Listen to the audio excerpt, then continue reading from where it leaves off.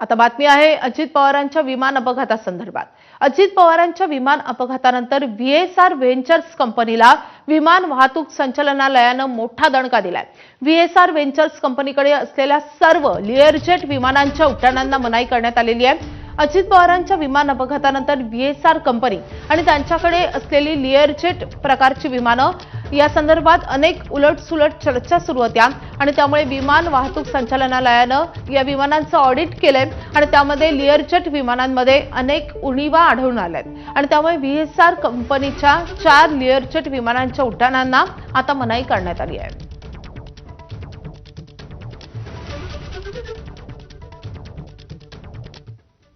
तर रोहित पवारांनी या सगळ्या कारवाई संदर्भात नेमकं काय म्हटलेलं आहे आपण पाहूयात। व्हीएसआर कंपनी कुठलेही नियम फॉलो करत नाही। अत्यंत मनमानी पद्धतीनं असुरक्षितपणे विमानं उडवत असल्याचा मुद्दा आम्ही वारंवार मांडत आहोत। आज डीजीसीएनं त्याच मुद्द्यावर व्हीएसआरच्या 4 विमानांना उड्डाणबंदी केली आहे। आपल्या लढ्याला यश येत असलं तरी ते केवळ नखा एवढं आहे। अजून बरंच काही समोर यायचं बाकी आहे। उद्या सकाळी या विषयावर सविस्तर बोलेल असंही रोहित पवार यांनी म्हटलंय।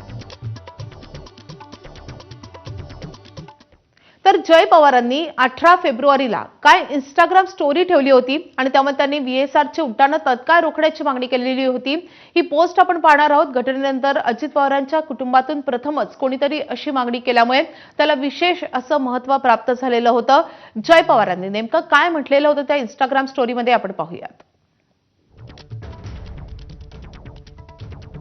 विमान अपघातात ब्लॅक बॉक्स सहजपणे नष्ट होऊ शकत नाही। दुर्घटनेचं संपूर्ण पारदर्शक आणि निर्विवाद सत्य जाणून घेण्याचा जनतेला हक्क आहे। व्हीएसआर उड्डाणं करण्यास तत्काळ बंदी घाला अशी मागणी जय पवारांनी केलेली होती। विमानांच्या देखभालीत झालेल्या संभाव्य गंभीर गैरव्यवहाराबद्दल सखोल आणि निष्पक्ष चौकशी करा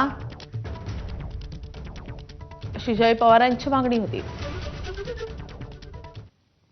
आता बातमी आहे प्रशासन कशा पद्धतीनं बेजबाबदारपणा करतं याची।